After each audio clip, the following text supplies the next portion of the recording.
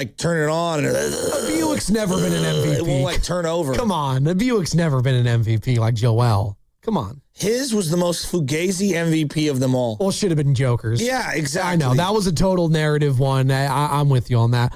Before we dive back into the Dubs, I do want to get to our guy Richie in Queens because a lot of Giant stuff took place this weekend. I trust Ramos running the bases more than I trust Embiid to stay healthy for more than 50 games. That's pretty sad. What's up, Rich? Hope you had a nice Mother's Day. Good morning.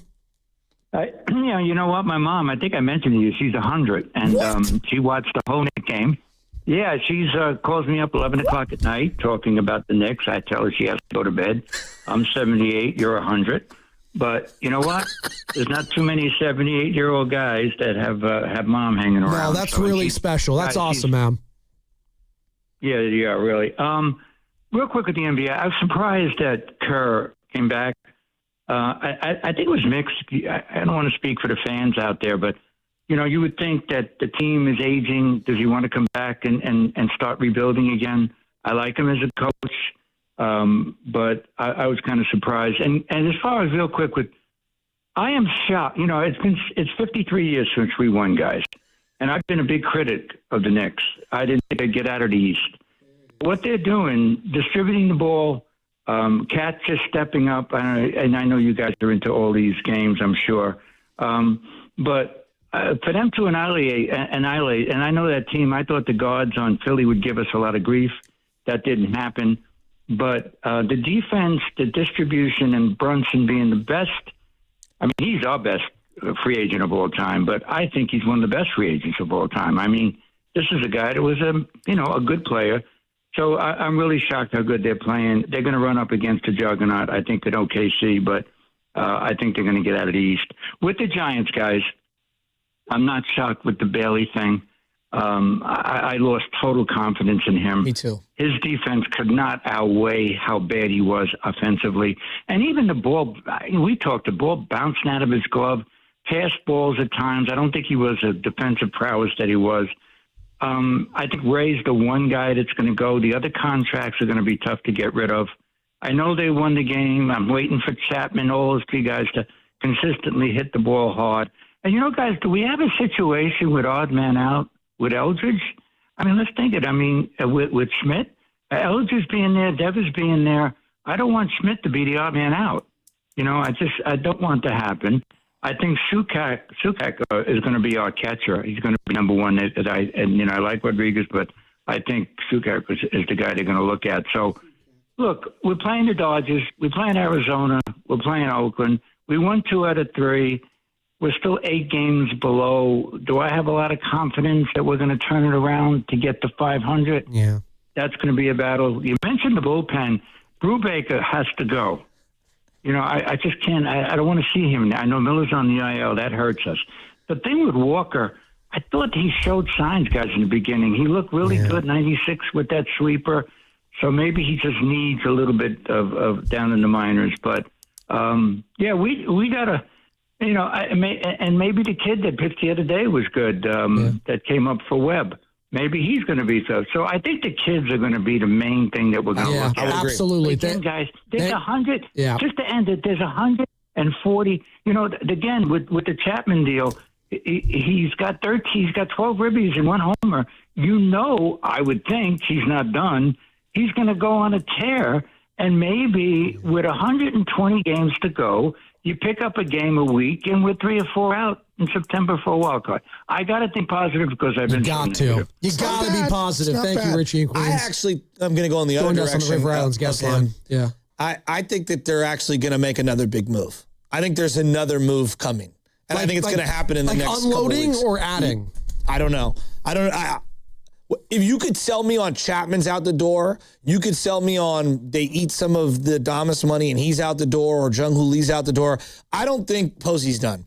And his point about the Schmidt-Eldridge thing, I think Posey is well aware that Schmidt needs to play every day and Eldridge needs to play every day, and they have one too many guys that are stymieing the younger players. Brubaker? Schmidt has kind of cooled off just a little. And I wonder how much of that is not knowing where you're playing every day in the lineup. Yeah. I think that is a small thing, especially for a young player. Yeah. I don't think they're done. I really don't. So we're here. I teased it. Let's dive right in. Bob Nightingale, USA Today.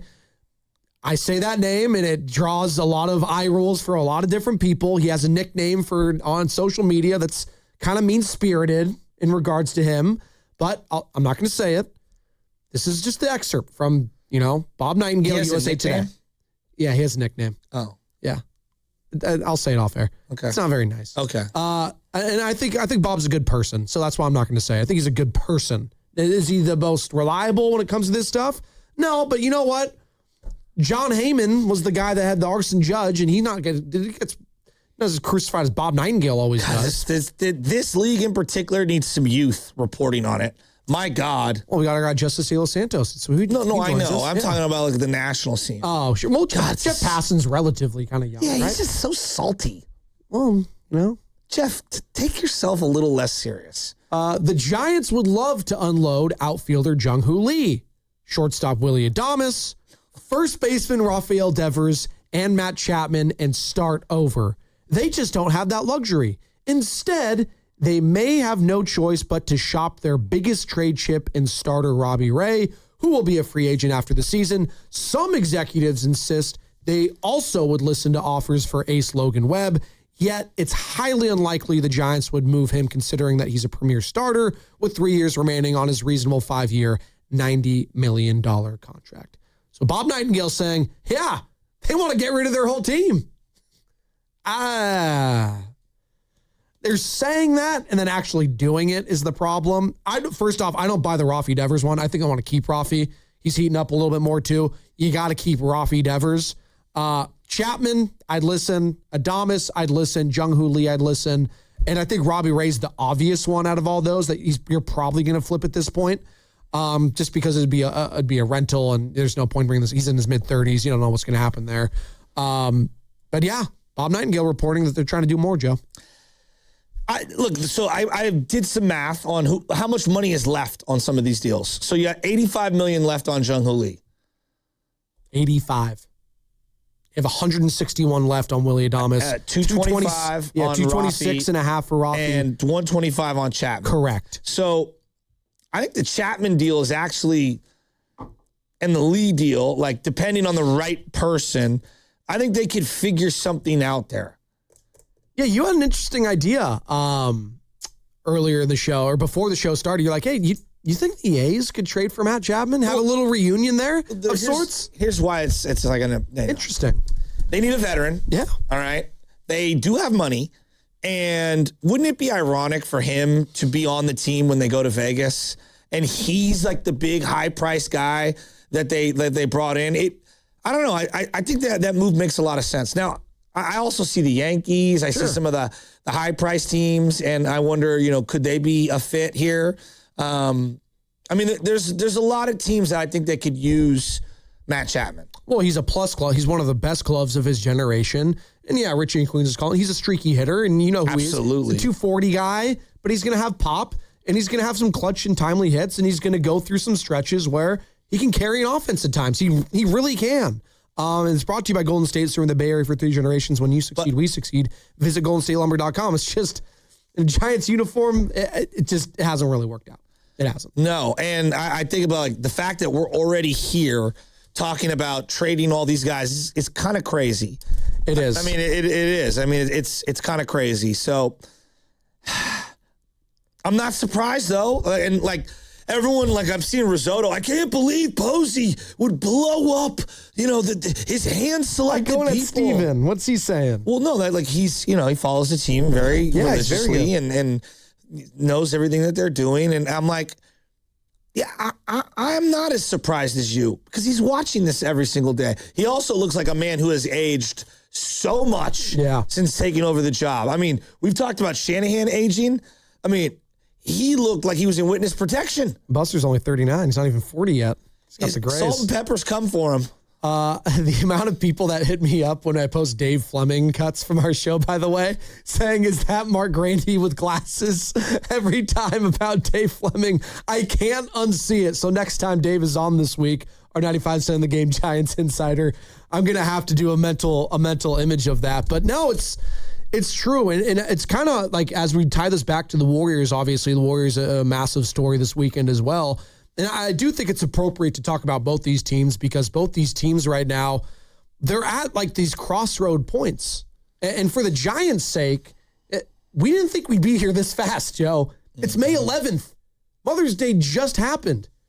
What was it? Last year it was Father's Day. It was the Rafael Devers trade, right? It was Father's Day, if I'm not mistaken. That's another month away. So, like, we're less than a year removed from that trade, and we have an article referencing trying to get off of that contract. Whether it's going to happen or not, there's articles being made about the Giants trying to unload all of their massive contracts. That's not good. In years past, they would have kept Bailey for how long? Two-time Gold Glover winner? They would have kept him out through the length of the contract. No, seriously. They love their homegrown guys. I appreciate that and this is really like the first homegrown guy they've dealt since what? Like, I'm talking about a younger player. Matt Duffy? Yeah, I can't think. Like a legitimate homegrown. Yeah, like a guy that played for a couple years. So Panic got hurt, so it was like easier kind of to move off. Yeah. Matt Duffy. If you just do a quick scan around baseball and you're like, all right, who could conceivably want a third baseman? Forget the money for just a second. Who could want a third baseman? The Detroit Tigers have been looking for a third baseman. The Blue Jays had a need, but they signed Okamoto, whatever his name is, to a multi-year deal, the power-hitting third baseman from Japan. But the Detroit Tigers, the Angels, have been looking for a third baseman ever since Rendon, has just been complete cheeks. The Mariners and the Diamondbacks, and then the Brewers. Now, the Brewers aren't going to take on $125 million. No. But he does make a lot of sense for the Brewers. But I just don't see them taking on that kind of money. The Angels, would they be willing to take on Matt Chapman? They're a team that Zach Mination's brother runs. Yeah. The Tigers. They're willing to spend. Now with the Scoobel injury, are they more likely to be more aggressive on their everyday lineup? Is there a world where you could trade Robbie Ray and Matt Chapman to the Detroit Tigers because of the Scoobel injury? That's interesting. I don't hate that. That's something that I've been thinking about. The Mariners and the Diamondbacks. Diamondbacks feels less likely to trade within division. Mariners kind of makes sense. I don't know what you'd have to staple with them and how much money you'd have to eat. I don't know what their budget is per se.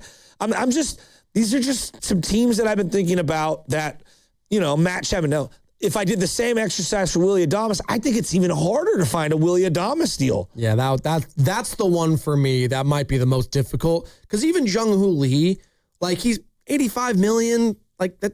Willie's double that. I know. Willie's $161 million remaining on the deal. But what if I threw out a team that I think he would actually fit really, really well and they're win now? And what about the Atlanta Braves?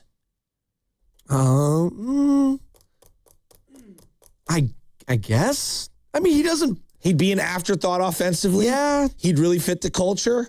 That's the only thing you're selling me on Willy Adames is the culture. He's a good locker room guy. I mean, but he wouldn't have to be their high-priced guy. They've got Acuna. They've got Olsen. They've got Riley. Like, they've got a lot of guys. No, he wouldn't be. He'd be an afterthought from the big names for sure. Yes. So, and the Braves have done deals with the Giants over the last few years. It's a team that I was thinking about. Okay. And I don't know. When I saw this article, I think going back to like the Giants POV, I'm like, anything and everything's going to happen this year. And I think thinking that this team's going to right the ship and they're just going to stick with everybody, because that's kind of been the thought, as they're just going to stick with this. This is the bed they made. I just don't think Posey's viewing it that way. I think he's going to try to wheel and deal and get off these moves, because I think he also knows the longer this plays out, as that fan base on Saturday night is booing the home team. Yeah. And then Bryce Eldridge hits his first career home run to only be on the bench the next day. That's not right. Wasn't a good look there. You're listening to 95.7 The Game, KGNZ FM and HD1 San Francisco. Sure. In Odyssey Sports Station, the home of the Golden State Warriors and Valkyries, always live in the free Odyssey app. Coming live from Laughing Monk Studios. We know that O'Neal Cruz is a dynamic player. He's got more stolen bases by himself than the entire Giants lineup. He does. Okay? They brought up Connor Griffin like 2 weeks into the season, Yep. he's got more stolen bases than the entire Giants team. And signed him to a fat contract. And he looks like the real deal. He does. And what are they doing for that young player at 19, 20 years old? He physically is, super mature. He's going to play every single day, right? So if you like Casey or you like Eldridge or whomever it might be, part of the development of those young players, they got to play every day. And right now, there's just not spots for them. So if that's what they want to do, and they're not going to move the young players, then you're forced to either eat some of the money or staple something to these undesirable contracts and find teams that line up with them. By the way, another piece of Giants news. There was so much that took place this weekend, and we're going to get to all of it. I promise people. 888-957-9570. Steve Kerr is back. New 2-year deal for the Golden State all-time winningest head coach. He is back here. And I know Don Nelson has a lot of wins, but Steve Kerr's the guy. And then the number 11 pick. That happened this weekend. We've been talking about it for weeks and months, people. Phone lines, they're open. 888-957-9570. The Valkyries, their season started. They're 2-0. The Giants, they won a series. They made a big trade. Could they make more big trades? Logan Webb, Joe, goes on the IL. We were talking about that last week. There was a lot made between, the back and forth of Logan Webb and his knee. Is it hurt? Is it not hurt? He's like, I'm not using that excuse. Well, it was enough of an excuse to go on the IL. So it was clearly bothering him. I'm glad they did that because you and I were talking last week. I was like, dude, if this is causing you to actually not be good and perform in games, you got to take some time off. So they put him on the IL. McDonald comes back up, who had a really nice start. Let's see if he could do it again. Yeah. It was very interesting. Real quick, as we just closed the chapter on Patrick Bailey, I don't know what happened on Friday night. I don't know anybody was watching the Friday night game. It was kind of a sleepy win. Yeah. I thought something was going on with the pitch com. It's a first and third situation. Bailey's behind the plate. I think it's Killian is on the mound in the ninth. Caleb Killian. Correct? Slubman? Anyway. I thought something was going on inside the headset because they have the pitch comm and the headsets and all the. Yeah. So I don't know what was going on, but it looked like somebody was relaying the sign. And on first and third situations, for those that don't know, every team in basically seventh grade and up is going to have some sort of, hey, this is our first and third call, meaning we're either going to back pick the first, back pick the third, throw down to second if a guy steals, or we're going to throw short to the shortstop, meaning he's going to cut it off and try to get the guy sleeping. So there's always these hand signals and body signals that you're going to be giving from the dugout to the catcher to the infield. All right. I thought maybe there was some sort of a mix-up, and it kept going, and then they threw a couple pitches, and then there was more of a mix-up, and then they kept cutting back to Vitello, and then at some point they all went to the mound. I'm talking about the players themselves. It looked like to me Willy Adames was talking to Bailey, and Bailey had the helmet up. I couldn't make out what was going on, but clearly there was some sort of a miscommunication. Was that the straw that broke the camel's back? I don't know. I have no idea. But the whole thing was bizarre to me. And then the very next morning he's dealt. Now, that deal was probably in the works for weeks, I'm assuming, leading up to it. I would assume. But it was just a bizarre thing. Did he know he was getting dealt and he was just frustrated and guys knew that maybe he could be on the move? Was that like I said, the straw that broke the camel's back? I have no idea. But I just thought the whole ninth inning was very bizarre. Patrick Bailey talked about the trade. Yeah, I got the information after the game yesterday from Buster, and a little bit surprised, but at the same time, you can kind of see the writing on the wall a little bit there with my time. Just felt like I was losing opportunities, losing at-bats, and obviously Jesus and Sukac have been playing really well. You kind of get an idea of you stop playing, you get a feel for what's going on. See, one of the things that and again, this is just my prerogative. One thing that's bugged me about Bailey is there's always been this sense of I deserve. And it's like, you think you didn't earn any. You earned way more at bats early on in your career. You haven't earned anything. Sense of entitlement. Yeah. Now, again, I'm going off words you say at a podium. That doesn't mean that's how he feels behind the scenes or whatever. But look in the mirror a little. I was losing stuff. Like, no, Well, he was being honest there. He's like, I was losing some, like, I didn't get 3 straight starts. Like, I wasn't hitting the way I should have been. I haven't been performing well. I'm going to hope to not make that happen here. Now, it's this introductory press conference with Cleveland. You don't want to show vulnerability like that. I get it. But I don't know. Just my personal, from my couch, I just watched him. Like, he's always had this air of arrogance, and I've never understood why. Well, when you're a first-round draft pick, maybe you have to have a little arrogance, right? Maybe you got to have a little bit, a little confidence. Joe, this is a guy that never really hit in the minors either. No, he didn't. And I don't know. Trevor McDonald versus Roki Sasaki tonight at Uniqlo Field, Dodger Stadium. Uniqlo Field. This is like when Monster Park and 3Com were being called for Candlestick. Oh, yeah, Monster Park. What was the Diamond Ring set, like Coliseum? Like, just stop. It's Coliseum and it's Candlestick. That's what it's always going to be. For some people, it's still Pac Bell Park. My dad still calls it Pac Bell Park. Pacific Ballpark. Yeah, Pacific Ballpark. There you go. All right, the Dubs, man. Let's dive right into the Golden State